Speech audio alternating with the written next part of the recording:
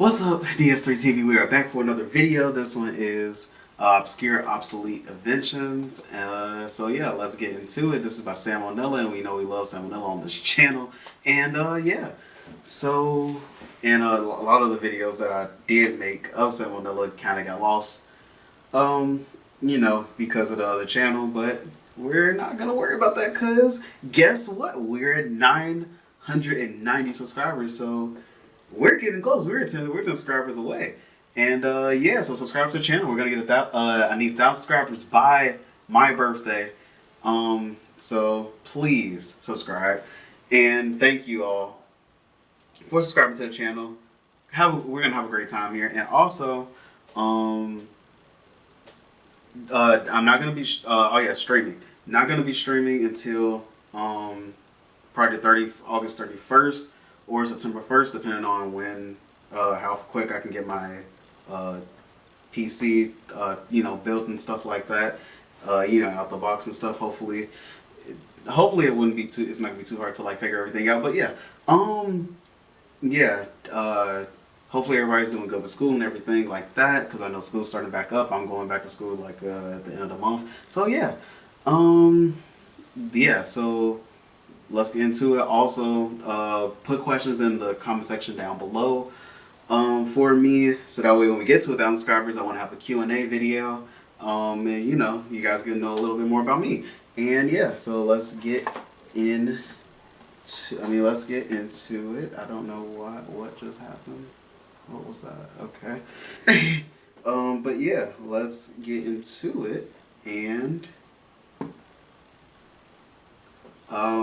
I know y'all can't see it at the moment, but all of his characters and all of his and everything just became sentient, and this is very surreal. Broom rape. I see it. Broom. Months upon months of unrelenting pressure by you psychopaths pretending to be my characters on Twitter, I finally got a merch store. Let this be a lesson, kids. With enough harassment, you can achieve anything. Anyway, go check it out, or don't, whatever.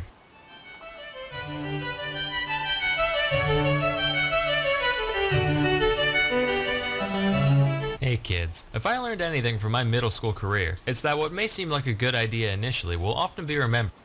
You actually wore that? Why did you wear that?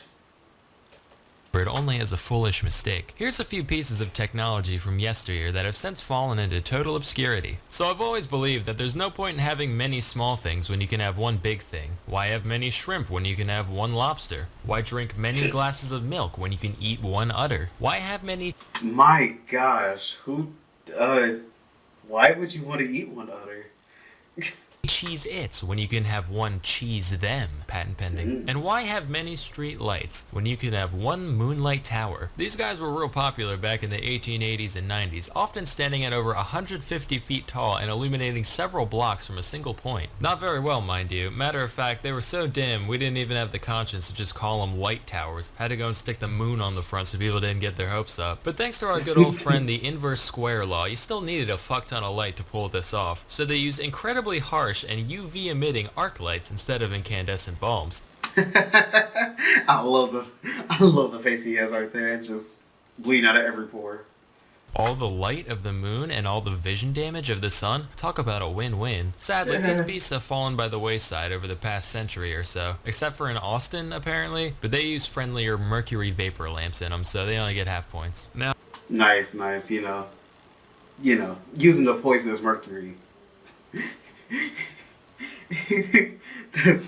That's all I thought about when I heard that, like, mercury vapor lamps. That just sounds, you know, kind of poisonous, but we're not going to talk about it. It's fine. Now, anyone who's been around a baby long enough knows they always have a cloud of ghoulish stench hovering around them. Jeez Louise, somebody better air out that musty little muskrat before Grandma starts drooping again. You could stick him on the clothesline for a while, but knowing that little moron, I'm sure he'd find a way to hurt himself somehow. Introducing the baby cage. Finally, city dwellers all across the nation have a way of...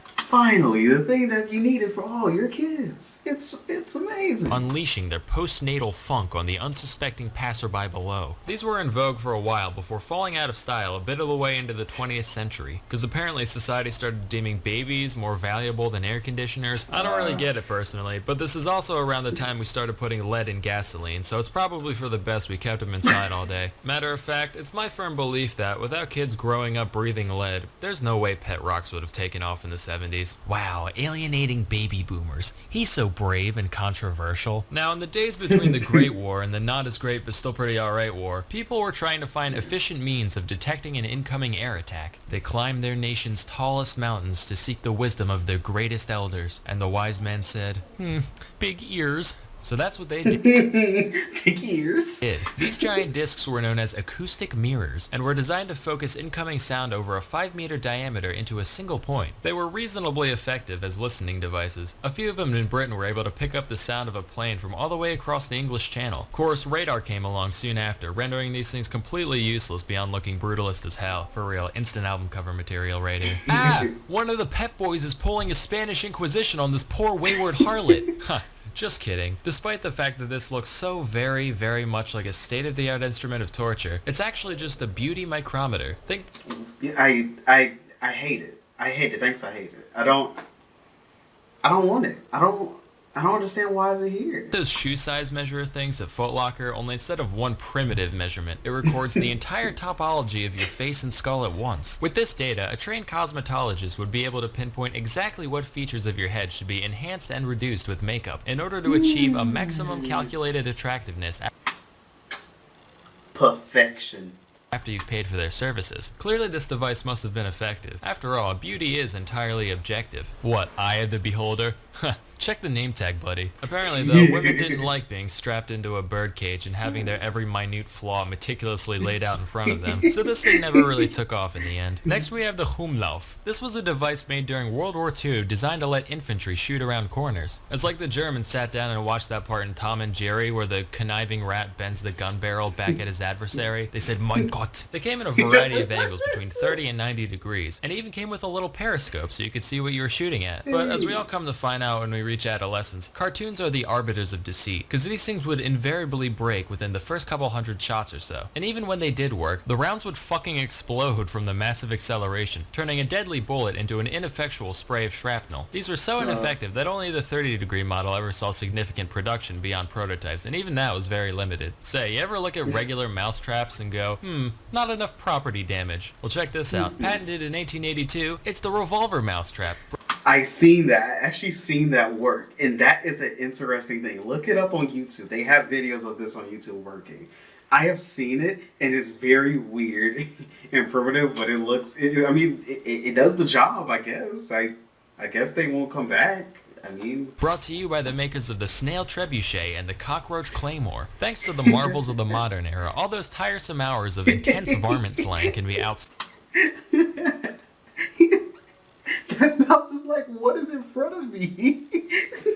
Source to one little gadget on the floor of your kid's playroom. Now when you hear a gunshot in the middle of the night, you can rest easy knowing that, one way or the other, there's one less pest for you to deal with in the morning. Boom. 1850. Steam locomotives are all the rage. You're in the transport business, but all you can afford is a couple dumb horses. Sure, they move things from point A to point B almost as well at a fraction of the cost, but your cool rail-riding friends called you a whack-ass and it really hurt your feelers. Well, have we got the invention for you? The Impulsoria uses an ingenious system of treadmills to turn that horse to be beckoned into a force to be reckoned with. Sure, it's expensive as hell to make and limits your services entirely to railroads, but just look at it. Instant pussymobile. Slap some rims and a spoiler on that, you're laughing. This right. You get all the girls. It's fine. Machine is recorded at having a maximum output of 2 to 4 horsepower, which sounds about right, and it didn't see much use outside a couple exhibitions. Now, if there's one hobby that people in the past enjoyed, it's smoking. Whoo boy did they like smoking. Everybody liked to smoke. They didn't care about smoke. They didn't care about the smoke inhalation you would get. Forget that. You thought they cared about getting a hole in your lung? In your throat? Nah. You thought wrong, alright? Smoking. And with every great wholesome activity comes a million novelty items to go along with it. Everyone's seen the long cigarette, but how about the really long cigarette? Want to smoke in the rain? Here you go. Going snorkeling. Hey, you know what's more important than oxygen? Nicotine. But hey, want to know the only thing better than a cigarette? 2 cigarettes. You know what? Yeah. Fuck it. Have the whole pack. You earned it. Of course, if you're trying to cut back, you can always share it with a friend. Aw, how heartburning. But you know what's even more fun than addiction? High-quality documentaries. That's why you should check out Curiosity Stream. That was a nice segue into it. You know, that was nice. But yeah, that's the end of the video. So yeah, talk to you guys in the next video, and you guys will see me in probably the next week, because this is the last week I have to shoot for the day. And yeah, so you guys will see me next week. But yeah, subscribe to our channel. I want to get 1,000 subscribers by my birthday, September 13th. Thank you guys for 990 subscribers, and yeah, talk to you guys in the next video. Peace.